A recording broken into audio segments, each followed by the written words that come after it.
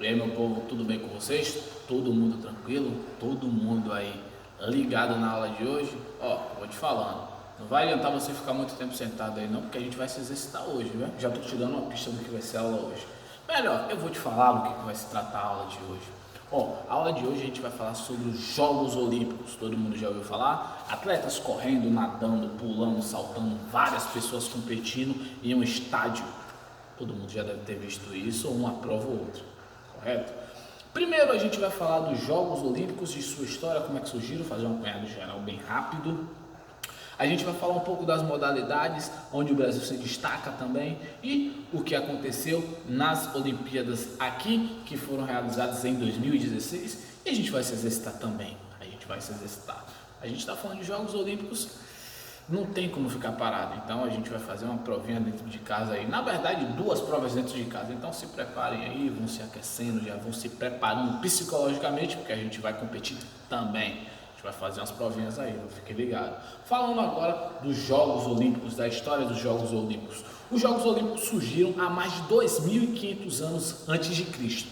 Na verdade não eram Jogos Olímpicos propriamente dito, eram algumas provas que eram realizadas em culto aos deuses do Olimpo, assim como vocês conhecem.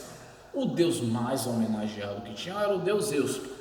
Então várias provas eram feitas para eles. Então atletas correndo, atletas nadando, atletas saltando, atletas no pugilismo era muito comum. Isso em homenagem aos deuses. Com o passar do tempo, a Grécia entrou em confronto com a Roma. A Roma levou a batalha, foi campeã e por isso os jogos, essas atividades foram suspensas por muito tempo. Depois de muito tempo, no ano basicamente de 776 a.C., os jogos voltaram. Então falaram assim, vamos organizar esse negócio aqui, vamos deixar um negócio mais organizadinho, vamos ter uma premiação. Pegaram na própria Grécia os competidores mais hábeis, os mais velozes, os que saltavam mais rápidos, os mais ágeis, os mais fortes, para gerar uma competição ali e saber qual era o homem que tinha determinados predicados em habilidades em determinadas provas. E aí começaram as competições. Eles faziam a luta, esgrima, tinham lutas muito conhecidas, que era a luta romana, que é uma luta onde parece um pouco com o judô, aquela luta que o pessoal tem um macacão, só que é uma luta que sem aquela roupa toda, onde um indivíduo e outro fica rolando em volta de um círculo. É bom, interessante você pesquisar um pouco sobre essa luta. Também tinha a esgrima, que era uma luta com espadas, aquela que você vê que o pessoal fica com aquela espadinha fina e com aquela roupa toda branca. Também tinha o pugilismo, que era o boxe, só que era uma coisa menos equiparada de equipamentos, então uma coisa um pouquinho menos preparada. Tinham as corridas dos homens mais rápidos, tinha uma corrida de obstáculos, onde os homens saltavam, tinham os arremessos, enfim, tinha infinidade de jogos. E esses homens começavam a competir entre si. Depois de um bom tempo, esses jogos foram acabando e pararam por um tempo. Até que no ano de 1986, se não me falha a memória, que eu tenho certeza que é isso, 1896, começou o retorno dos Jogos Olímpicos, agora em grande estilo. O que é que eles fizeram? Vamos ter os Jogos Olímpicos, só que agora vamos conhecer e testar as habilidades de todo mundo, ou seja, ele reuniu vários locais, vários continentes, para quê? Para ver qual era o homem mais hábil. Por isso, os Jogos Olímpicos, eles carregam aquela simbologia, aquelas argolas, aquelas 5 argolas, que representam as nações. E dentre essas argolas que representam as nações, elas têm umas cores características, que é o vermelho, o preto, o azul, o amarelo e o verde. Essas cores aí, eles pegaram assim, vamos pensar da seguinte forma, eles, vamos botar cores que tem basicamente todas as bandeiras, cores que tem. Uma bandeira não tem verde, não tem branca, mas tem preto. Uma bandeira não tem verde, mas a maioria tem azul. E por aí vai. Aí eles foram fazendo isso para ter uma unificação. E, se vocês observaram, as argolas são todas juntas. São todas juntinhas as argolas. Essas argolas significa união dos continentes. Cada argola representa um continente e a simbologia que as Olimpíadas têm, de unificar, de trazer, de juntar todos os continentes, todos os povos, tudo. E começaram as provas, começaram a ter mais provas, só que aí não passaram a utilizar a medalha como gratificação, como premiação para quem vencesse as provas. Só que tinha uma coisa chata aí, as mulheres não participavam das provas. Por quê? As mulheres eram vistas como um sexo frágil e fracas, por isso não participavam das provas. Grande engano. Até que teve uma competidora que na verdade não era competidora, tinha uma mulher que estava vendo a competição e não se deu por satisfeita em ficar só olhando, falou assim, eu vou competir também. Só que o circuito era uma prova de atletismo, uma prova na verdade de maratona, e o circuito era fechado, cheio de homens, ela iria sofrer represálias. O que aconteceu? Ela correu por fora do circuito, acompanhando toda a prova. E o que ela fez ainda? Em uma prova mais distante ainda, ela conseguiu chegar mais rápido que vários homens. Isso criou uma comoção e em 1900, que foi a segunda prova, os competidores falaram, não, agora as mulheres vão participar das provas. Outro detalhe interessante, as provas acontecem a cada 4 anos, geralmente entre o mês de julho e agosto, é sempre nesse mês. Às vezes que não aconteceu as Olimpíadas desde esse ano de 1896, foi devido às 2 guerras que a gente tivemos, a Primeira Guerra Mundial e a Segunda Guerra Mundial. Aí não tivemos as Olimpíadas em decorrência disso, e agora por conta da pandemia também, que não aconteceu as provas, que a gente pode falar que foi uma decisão acertada, que foi uma decisão legal, porque senão poderíamos ter um índice de proliferação desse novo coronavírus muito grande. Então aconteceria agora no ano de 2020, uma pista. É cada 4 anos, em 2016 aconteceu no Brasil. Então assim, a cada 4 anos acontece, esse ano aconteceria por conta dos 4 anos, mas devido à pandemia foi prorrogado e possivelmente vai estar acontecendo ano que vem. Falando agora das provas, quando começaram em 1900, eles começaram a organizar vários comitês de atletismo e as mulheres não tinham comitê feminino. Passaram a ter o comitê feminino de atletismo em 1914. Passaram a ter o comitê feminino de atletismo, na verdade em 1912 passaram a ter. E aí começaram as provas. As provas mais emblemáticas, todas são importantes, óbvio, mas as provas mais emblemáticas são as provas de atletismo. Os saltos, as corridas, enfim, eu vou falar um pouco dessas corridas. A corrida de 100 metros rasos é uma corrida bem tradicional, onde a gente tem um grande nome nessa corrida, nessa prova, é o Usain Bolt, um jamaicano. Ele é um homem, o detentor do recorde de menos de 10 segundos nos 100 metros. Se eu não me engano, ele chegou a 9,46 segundos em 100 metros. Isso é muito rápido, gente. E na prova de 100 metros tem uma característica normal, que é o bloco de partida, de onde os corredores saem. Vou mostrar para vocês o posicionamento, que isso também vai ser cobrado mais para frente na nossa atividade. Ele se posiciona no bloco de partida, onde tem um encosto para o pé, que ele vai pegar, impulsa e sai correndo. Basicamente, o posicionamento é esse. Tirar a cadeira. Os corredores, eles apoiam as 2 mãos em um dos pés e apoiam o joelho. Aí na primeira contagem, eles ficam assim, quando manda preparar, eles levantam e aí saem correndo. Isso daí é a saída do bloco de partida. Os 100 metros rasos tem esse nome porque é 100 metros sem obstáculo nenhum. Tem os 200 metros rasos também, que tem a prova de 200, 400 e 800 metros e ainda tem um revezamento, que é aquela prova que cada um vai passando um bastão para o outro. Eu falei um pouco, resumidamente, dos 100 metros rasos, dos 200 e dos 400 e até os 800 com revezamento. Vou falar um pouco para vocês da natação. A natação é uma prova cansativa, assim como os 100 metros, e que a gente tem nomes, na verdade um nome muito grande no cenário mundial, que é o César Cielo, que é um dos nadadores mais rápidos do mundo. Pelo menos no ano de 2012 ele conseguiu uma medalha olímpica. Grande feito, e foi a medalha de ouro. A prova de natação é uma prova que requer muita técnica, velocidade, mas não só bater na água, mas o jeito correto de atacar a água. Essa é a forma e essa é a expressão que a gente utiliza para fazer um nado rápido, atacar a água. A prova de natação é dividida em 5 modalidades. O nado livre, que é o nado crawl, que o indivíduo vai batendo a mão. O nado de costa, que ele fica batendo a mão assim, que o professor aqui não sabe fazer, é bem desengonçadinho para fazer esse nado.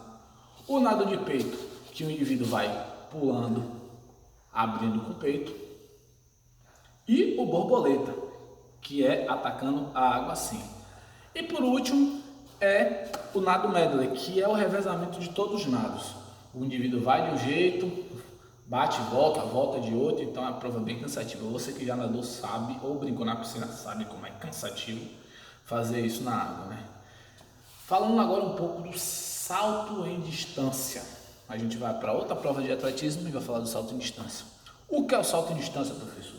O salto em distância é uma prova muito conhecida, onde os atletas saem correndo, pulam numa caixa de areia com os 2 pés e aterrissam com os 2 pés, de um ponto a outro demarcado. O indivíduo que conseguir fazer o maior salto, a maior distância, sem queimar, que é onde tem a marca, ele consegue a pontuação e se pular mais alto, obviamente ele vai levar a medalha de ouro. Então é uma prova bastante emblemática e que a gente também pode estar fazendo em outro momento, numa caixinha de areia, na praia também é legal. Falei um pouco dessas provas para vocês. Agora a gente vai falar das provas que aconteceram aqui no Brasil nas Olimpíadas de 2016. O Brasil ficou em 13ª colocação aqui nas Olimpíadas, ganhando mais medalhas de bronze do que qualquer outro. E nessas Olimpíadas aqui no Brasil, um baiano se destacou muito, que foi o Isaías Queiroz, que ele é nadador de remo. E ele conseguiu ganhar 3 medalhas diferentes, uma de ouro, uma de prata, uma de bronze. Então ele representou a Bahia, ele é baiano. Então ele tem uma grande relevância no cenário mundial, não só aqui na Bahia, mas no cenário mundial também. E esse ano foi o ano que o Brasil também conseguiu levar o ouro no futebol olímpico, que era um feito que nunca tinha acontecido, então basicamente foi um feito, né? E o Brasil conseguiu levar essas medalhas. Agora que você conhece um pouco mais, e a gente não falou ainda do nosso mascote Vinícius. Vocês conhecem o Vinícius? O Vinícius é aquele mascote amarelinho que foi feito aqui no Brasil. Ele tem esse nome por conta do compositor Vinícius de Moraes, que é um excelente compositor, que foi, na verdade, ele nos deixou há algum tempo. E teve uma votação e escolheram o Vinícius. O outro é o Tom. O Tom é da Paralimpíada. Ele também teve uma homenagem relacionada ao Tom Jobim, outro grande compositor e cantor da música brasileira. O que é que o Vinícius representa? O Vinícius representa a fauna do Brasil. São vários elementos de vários animais que ele representa. Ele tem a agilidade e a arte de subir dos macacos, ele tem a agilidade da onça. É basicamente um felino, que é uma mistura de animais que a gente tem aqui no bioma brasileiro. Então ele tem várias habilidades, como saltar, se esticar, correr, ser ágil. Então o Vinícius é extraordinário. Outra coisa interessante para a gente saber sobre o Vinícius é que ele foi escolhido por votação. Vários designers, eles fazem os desenhos dos mascotes e aí a gente que escolhe, a gente vota lá e a gente que escolhe pela internet, pelo celular, pelo telefone, a gente que escolhe o mascote, tá vendo? Olha que legal. Falar agora um pouco do que a gente vai fazer. Quando eu falei que a gente ia se movimentar, não estava de brincadeira, a gente vai se movimentar. O que é que a gente vai fazer? Primeiro a gente vai fazer o seguinte: eu pedi na atividade anterior que todo mundo confeccionasse um número de peito. O que é esse número de peito, professor? Ou nome de peito, na verdade. A gente vai pegar uma folha de papel, pode ser caderno, pode ser ofício. A gente vai pegar essa folha de caderno, vai botar aqui no peito, vai colar com uma fita adesiva, um durex, o que vocês tenham, colou, e antes de colar vocês vão botar o nome de vocês. Por exemplo, eu vou botar meu nome aqui, Caio, vai ficar aqui. Isso aqui é o número de peito. Você já deve ter visto isso em alguns corredores, eles têm a numeração aqui e tal. Aquilo é para identificar o corredor, e na hora que o narrador ficar falando, conseguir falar o nome dele, saber o corredor, a série, identificação, tudo sobre isso. Primeiro seria essa atividade, depois a gente faria um alongamento legal que a gente vai fazer agora, para vocês se preparem para a atividade. Ó, a gente aqui vai fazer um alongamento legal. Primeiro, vamos alongar o membro superior. Estica o braço, deixa lá em cima, tenta tocar no teto. Estica toda a coluna, joelhos esticados. Depois a gente vai esticar a mão direita de vocês, vai tocar aqui nas costas e vai pegar com a outra puxando. Isso. Puxa. A gente vai tocar de lado agora, tocar outra mão. Agora a gente vai esticar a mão direita de vocês, vai botar assim na frente do braço e vai pegar com a outra mão e trazer o braço para você. Segura.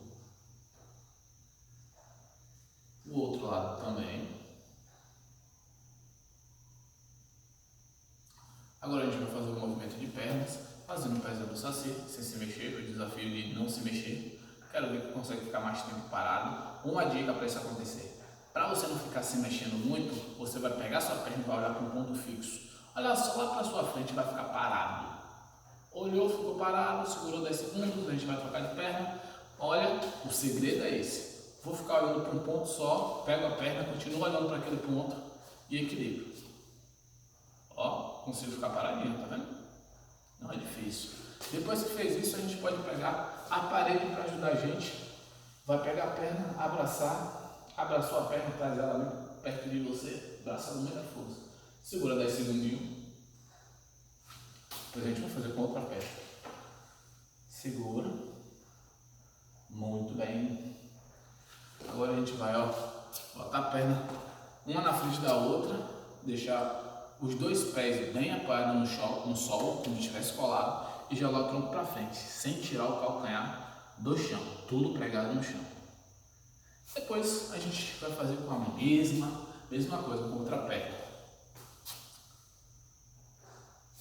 Vai esticar os pés esticados, a gente vai esticar a palma da mão, juntar as duas e tentar chegar ao máximo que a gente conseguir. Professor, eu preciso tocar no chão? Não precisa. Chega até onde você conseguir. O professor mesmo não consegue tocar no chão. Segurou, tocou. Depois disso tudo, vamos estar preparados para as provas. Se preparem. Depois de devidamente alongados, a gente vai começar a prova agora, que se chama, primeiro o nome da competição é atletismo em casa, ou seja, já que estamos em período de pandemia, a gente fica em casa parado, sem fazer nada, a gente já não vai ficar mais, a gente vai se movimentar agora. Essa é a hora de se movimentar. A gente vai pegar uma cadeira, eu já vou arrastar a minha. Arrastou a cadeira, essa é a cadeira. E o que é que a gente vai fazer? Primeiro vai representar a prova de 100 metros rasos. Como é que isso acontece? A gente vai dar 10 voltas em torno da cadeira. Vou me preparar como os corredores, na posição. Depois vou dar 10 voltas. Não com essa velocidade, mas muito mais rápido que o professor. Dei 10 voltas, terminei. O que é que eu vou fazer? Vou sentar um pouquinho nela, que eu vou respirar, que eu cansei. Sentei um pouquinho, respirei, bebi uma água, porque é importante hidratar. Tá se hidratando? Tem que se hidratar. Vou me hidratar um pouco, vou beber essa água, vou respirar, fiquei tonto, vou descansar. Essa foi a prova de 100 metros. A gente vai fazer a segunda prova, que é a prova de 200 metros. Respirou, puxou o ar, descansou. A prova de 200 metros não é diferente dessa. A gente vai dar só 20 voltas, ou seja, o dobro. Vou dar mais 20 voltas. Correndo. Dei as 20 voltas. Foi a primeira prova. Essa foi a primeira prova Essa foi a segunda prova. A primeira foi 100, a segunda prova 200 metros. Deixa a minha cadeirinha lá, vou fazer a segunda prova. A segunda prova seria o salto em distância, mas eu acho que não daria certo a gente saltar em distância na casa da gente, porque a gente não tem espaço para isso. Então a gente vai improvisar. Como é que a gente improvisa? Vai fazer uma prova diferente, uma prova só nossa. Vai ser o salto em altura. Como é isso, professor? Eu vou ficar aqui parado, vou me concentrar para dar o maior salto que eu conseguir, tirando o pé do chão. O professor vai fazer aqui para vocês verem. 1, 2, 3 e... Esse foi o salto em altura. Essa é a segunda prova que vocês vão fazer. A terceira vai ser da natação. Vai nadar no seco. Como é isso? Se vocês tiverem um colchonete em casa, não é obrigatório fazer, mas se tiver um colchonete em casa, a gente vai ver os vídeos como são os nados e a gente vai tentar fazer parecido. Aí você vai botar o colchonete em casa e vai fazer os nados. É bom que você já vai treinando para quando você for usar a piscina, você nadar. Essas foram as provas da gente, as Olimpíadas em casa. Quero ver se vocês estão preparados, quero ver vocês se exercitando, quero ver vocês fazendo, eu quero ver vocês bebendo água também. Essas foram as provas da gente, tá bom, gente? Essa foi a aula da gente falando um pouco das Olimpíadas, da história das Olimpíadas de forma resumida, de algumas provas das Olimpíadas, que não dá pra gente detalhar todas e nem falar de todas. E as provas que a gente fez em casa, que fizemos em casa, foram as provas das Olimpíadas em casa. Espero que vocês tenham gostado, tá bom? Beijo, abraço e muito obrigado. Tchau, tchau.